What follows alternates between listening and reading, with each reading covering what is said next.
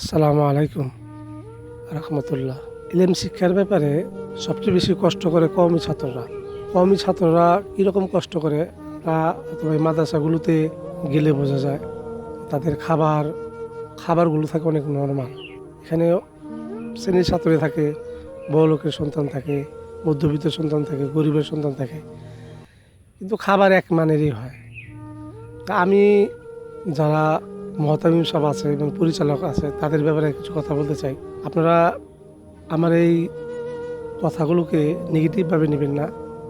আমার একটা চিন্তা ভাবনা যে আপনারা কমের পক্ষে সপ্তাহে যদি একদিন হয় ছাত্রদের সাথে খানা খান, আর যদি তাও না পারেন 15 দিনে একদিন হঠাৎ করে, এমন না যে আগে জানাই যে আমি ছাত্রদের সাথে আজকে খাবো, এরকম না।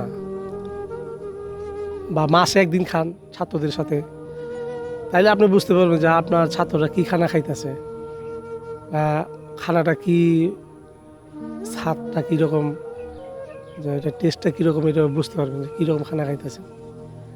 তো মাদ্রাসাগুলোতে দেখা যায় যে এরকম খানা পাকাইতেছে যে অনেক ছাত্ররা খাইতেই পারে না, বা কষ্ট করে দেখা যায় তারা খাইতেছে।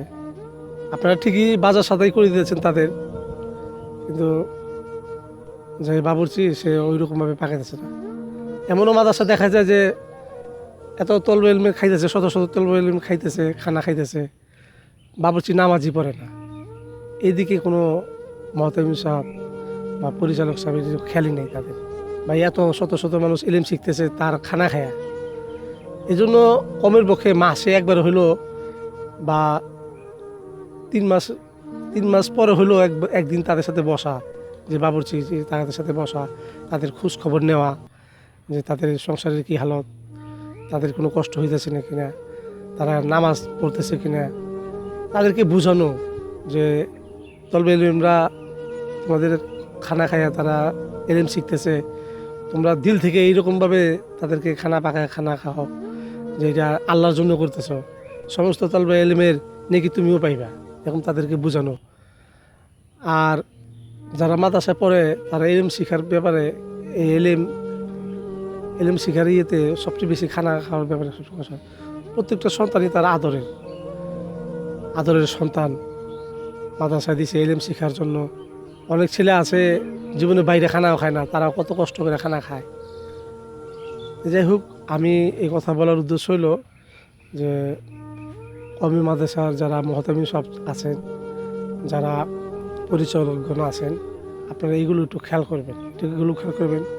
আমার কথা কোনো নেগেটিভভাবে নেবেন না, আমার কথাটা একটু অন্তর দিয়ে অনুধাবন করেন, তাইলে আর বুঝতে পারবেন যে আসলে কথাগুলো কি, আসলে আমরা কি করতেছি।